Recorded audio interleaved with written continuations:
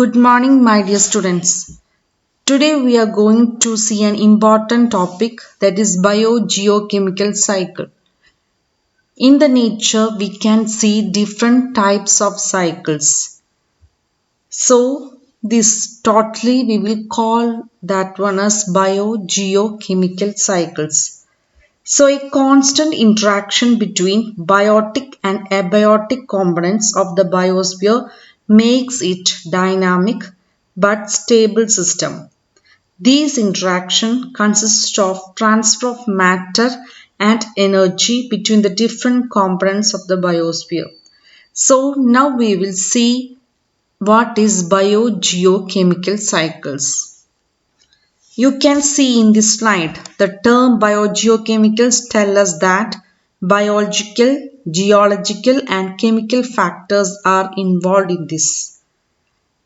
So, a biogeochemical cycle is a pathway by which chemical substance moves through both biotic. Biotic means living things. Abiotic means non-living things. Compartments of Earth. A cycle is a series of change which come back to the starting point and which can be repeated. Okay, so in the nature we can see some important cycles. First one is water cycle, then nitrogen cycle, carbon cycle and oxygen cycle. So first we will see what is water cycle. Water cycle you have already studied in lower classes. So it is very simple. From the different water bodies like ocean, lakes, streams, by the heat of the sun, the water will get evaporate and it will go to the sky, to the atmosphere, and there it will condense, and after that again it will come to the earth. Okay, so it will form a cycle that is known as the water cycle. So you can see in this slide, by the transpiration and by the evaporation, the water from the earth will go to the sky, to the atmosphere, and after reaching there it will condense and then it will come back. That is known as a precipitation. It will come back in different forms like water, rain, that is water, then snow, then icebergs, like that. So the water evaporate from the water bodies and the condensation of this water vapor leads to the rain. But we don't see the seas and ocean drying up. So how is the water returning to these water bodies? The whole process in which water evaporates and falls on the land as rain and later flows back into the sea through the rivers is known as the water cycle. This cycle is not like a straightforward cycle and simple as we are seeing in this diagram. It takes little complicated time or a little more time for this cycle. All the water that falls on the land does not immediately go back to the sea. Some of it seep into the soil and becomes part of the underground reservoir. Some of this underground water finds its way to the surface through springs. So water is very important for our day-to-day life, for all the animals and plants, for various life processes. So water is capable of dissolving a large number of substances.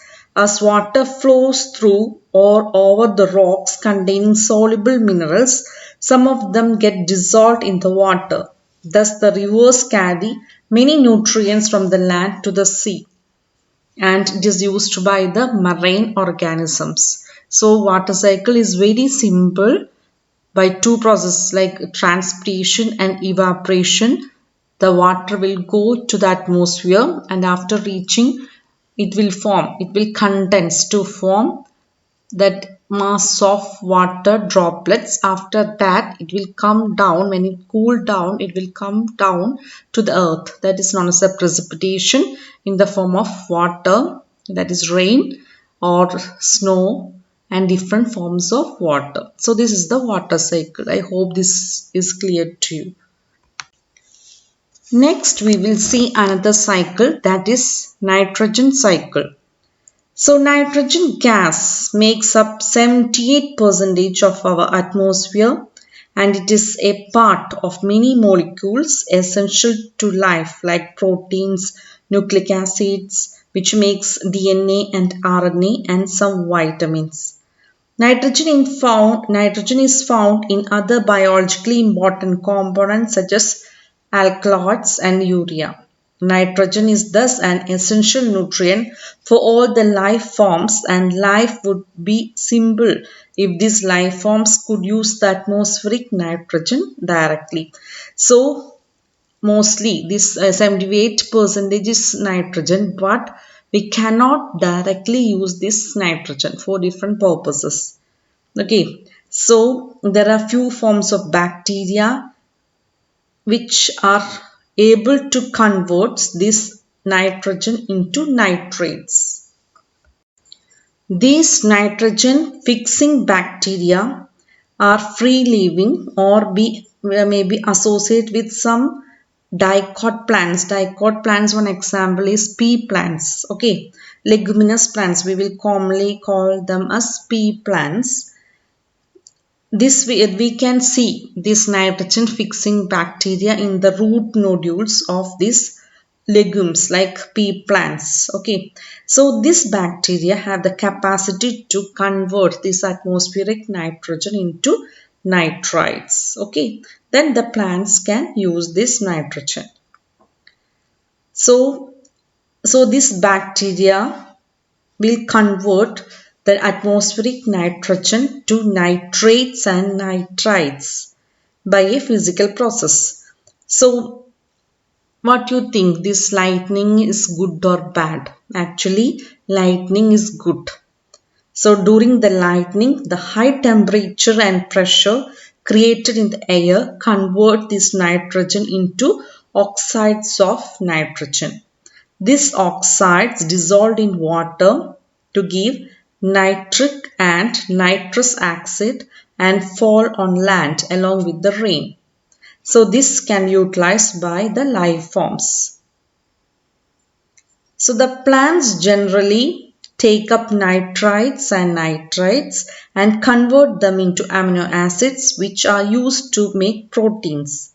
Some other biochemical pathways are used to make other complex compounds containing nitrogen. These proteins and other complex compounds are consumed by animals.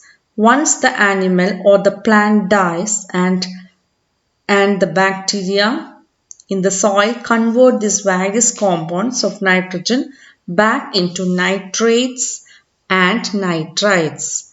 A different type of bacteria converts the nitrites and nitrites into elemental nitrogen. Then again it will come back to the atmosphere. Okay, that type of bacteria is known as the denitrifying bacteria, and the process is known as the denitrification. That is how this already used nitrogen is coming back after the death of the plants and animals. By the help of this bacteria, again the nitrogen will come to the atmosphere with the help of the denitrifying bacteria. Okay, that process is known as the denitrification.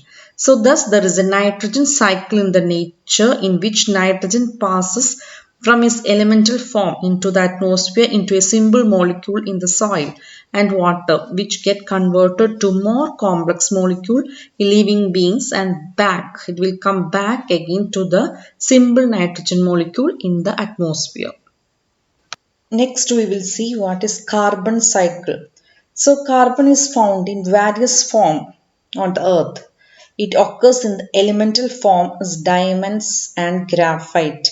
In the combined form, it is found as carbon dioxide in the atmosphere, as carbonate and hydrogen carbonate salts in various minerals. while all life forms are based on carbon containing molecules like proteins, carbohydrate, fat, nucleic acid, and vitamins. You can see the skeleton of the animals, both endoskeleton or exoskeleton, it is made up of carbonate. Okay, it is made up of carbonate salts. So, carbon we can see in almost all life forms. So, how the carbon dioxide will reach in a life form? That is the process is known as the photosynthesis. Photosynthesis, which is performed by the plants in the presence of sunlight by all life forms that contain chlorophyll. This process converts carbon dioxide from the atmosphere or the dissolved in water into a glucose molecules. These glucose molecules are converted into other substance or used to provide energy for the synthesis of different important molecules. The utilization of glucose to provide energy to living things involves the process of respiration in which oxygen may or may not be used to convert glucose back into carbon dioxide. The carbon dioxide then goes back to the atmosphere. So, another process by which carbon dioxide is released to the atmosphere, that is the combustion. When we are burning the fossil fuels like LPG gas, petrol, diesel, coal, during heating, cooking, transportation, and industrial processes, again, this will release the carbon dioxide to the atmosphere. So, the percentage of carbon dioxide in the atmosphere is said to have doubled since the Industrial Revolution when the human beings started burning fossil fuels on very large scale. Carbon, like water, is thus cycled repeatedly through different forms by various physical and biological activity. So actually, the carbon dioxide is a need so that the plants can produce their food and we are depending on the plants. But if this carbon dioxide is exceeding a limit, it is not good for the earth and also for us also because it will lead to a effect that is known as the greenhouse effect. So, greenhouse effect is the progressive warming up of the Earth's surface due to the high concentration of man-made carbon dioxide in the atmosphere. So, already we have studied in last years and all what is greenhouse effect, how it is formed. So, when we are using these fossil fuels after the combustion, after the burning of these fossil fuels, large amount of carbon dioxide is released into the atmosphere. So actually when the sun rays are hitting the earth's surface, some of this will reflect back. So but when the amount of carbon dioxide is increased, that reflecting that will be prevented by a layer of this greenhouse effect gases. This will leads to global warming. The temperature of earth will increase. That's why nowadays year by year the temperature of earth is increasing. So the concentration of carbon dioxide works like a glass panel of greenhouse, allowing the short wave incoming solar radiations to come in but preventing the long wave heat to radiate it out. So you can see in this slide, some solar radiation is reflected by the earth and the atmosphere. Most radiation is absorbed by the earth's surface and warms it. Some of the infrared radiation passes to the atmosphere.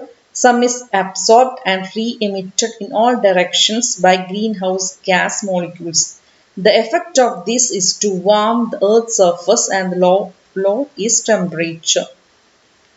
Infrared radiation is emitted by the earth's surface. So this will greenhouse effect will leads to global warming.